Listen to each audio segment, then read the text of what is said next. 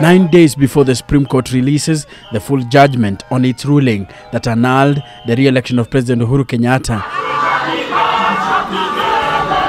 pressure is already mounting on the Director of Public Prosecutions to act once the details of those who bungled the presidential election are out.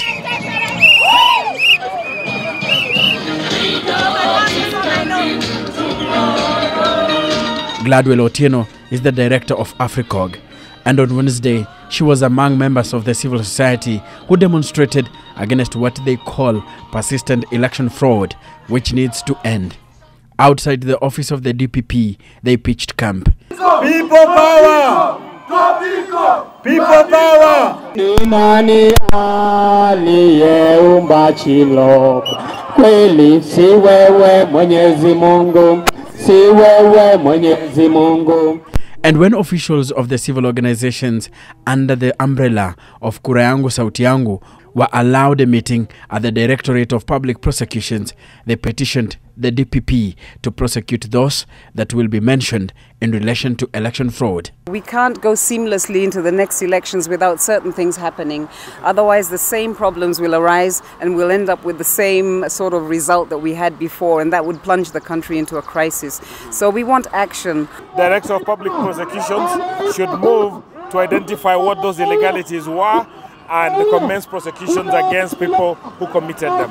As and when the judgment is delivered, the DPP will invoke his powers under the Constitution and other legislations and do what is required to do.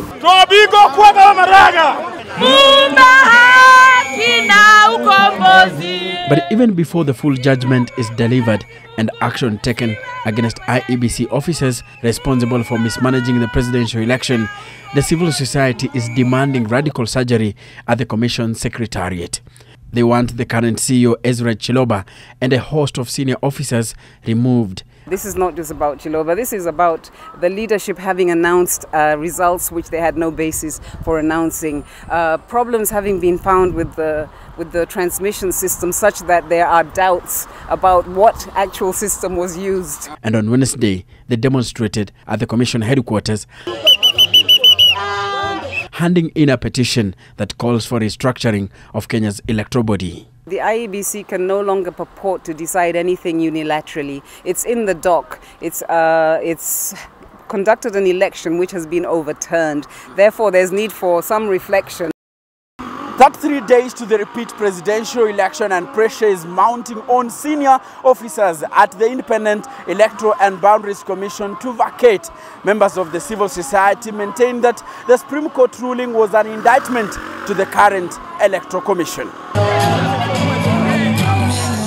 Fresh presidential elections will be conducted on October 17th, but the civil society has urged the commission to engineer reforms before. The IEBC must commission a full audit of the ICT systems that were used on August 8th, and that audit must be open to scrutiny to all stakeholders, not just political parties, but other Kenyan citizens who represent the will of the people. Enock Sikolia, NTV, Nairobi.